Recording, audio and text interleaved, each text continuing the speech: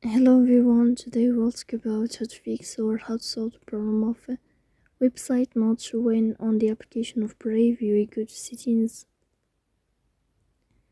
Here on this page, you will click on apps, default apps, app settings. In this list, you will search about the application of Brave and you will click. Here in this page of app info, you will click on first stop and you will click OK.